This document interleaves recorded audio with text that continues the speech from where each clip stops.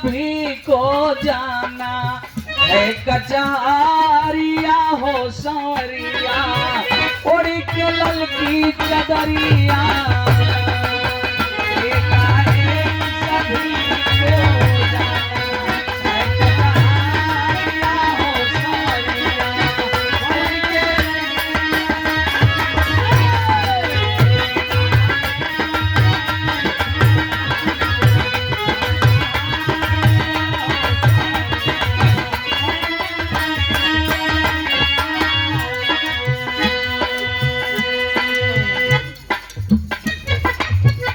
एक दिन सभी को जाना है मेरे साथियों, एकाएक सभी को जाना है। ताश के लमसम 52 गो पत्ती रहता है, उस 52 पत्ती में से कुछ ताश के पत्ती से ही कवि ने रचना किया है। सबसे पहले जो मुन्ना कहा जाता है, एका कहा जाता है, एका से शुरू होता है। लेकिन दूगी के काम कैसन बा, दूसर नाई कोई परान अपन न होई।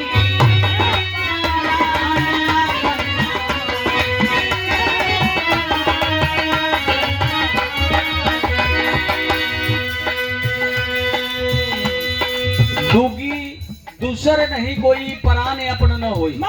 जो इस शरीर के अंदर जो आत्मा जो वास कर रहा है, प्राण वास कर रहा है, वो अपना नहीं है।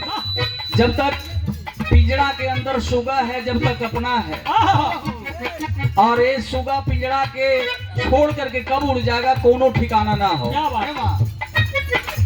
दूगी दूसर नहीं कोई पराने अपन ना होई।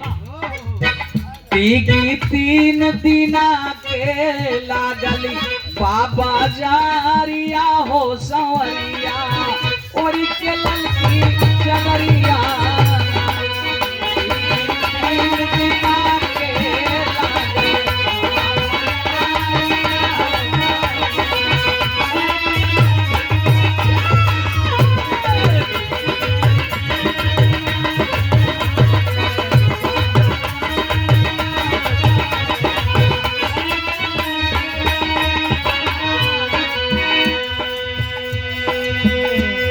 आप देखे हम 4 जना से आई घर के मरी घाट तक ले जाई।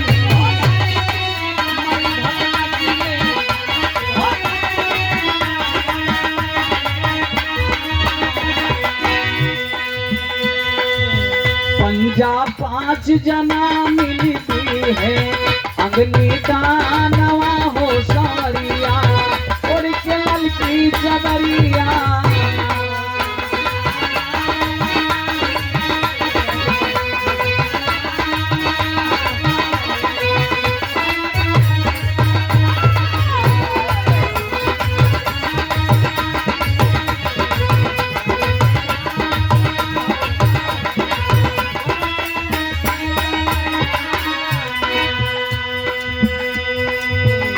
कृपया अगर आवाज पहुंच रहा हो मुकुंद जी, और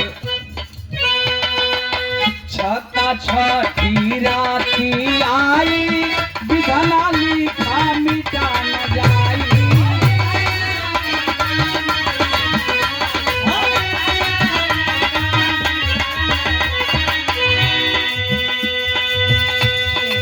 जो विधि का विधान है वो तो होकर ही रहेगा। 1 मिनट भी इधर उधर नहीं होता है। जो विधि का विधान लिखा हुआ है, जो होनी है, होकर के रहता है। क्योंकि होनी परवल है मेरे साथियों। होनी होना था लंका राख हो गया, होनी होना था महाभारत हो गया, होनी हानि व्यासो मुनि न जानी। होनी परवल है, होकर ही रहता है। छता छठी राती आई विधना लिखा मिटा न जाई।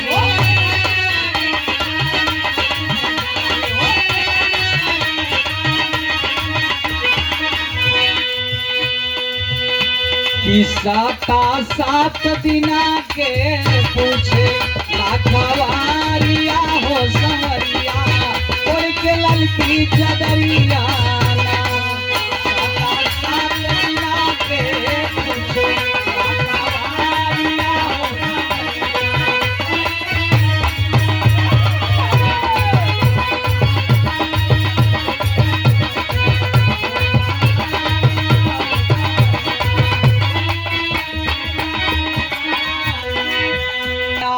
पहर दिन राती नहला साजला बरियाती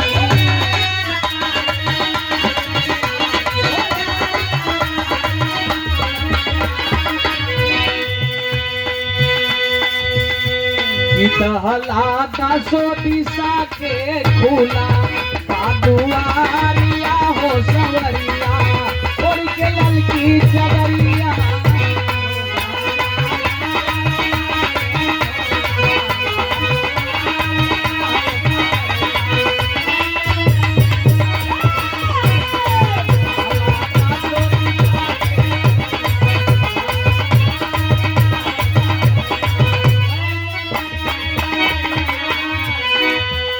आप देखे हमारे सतेंदु राम भजन मोर भाई दीदी कहलो ना जाई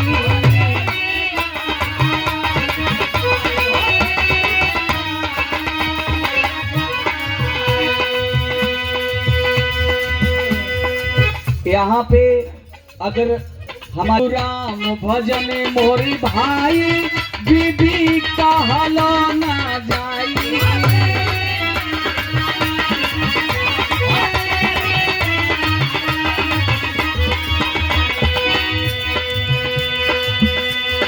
पासा बरो दिना के पूछे ना कवारिया हो सवरिया उड़ के ललकी चदरिया पासा बरो दिना के पूछे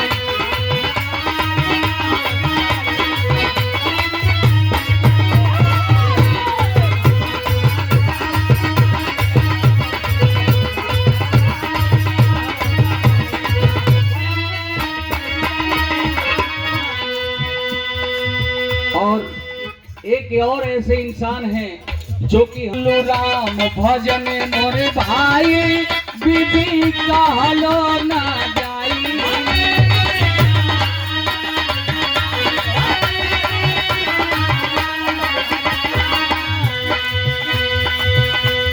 पासा बरो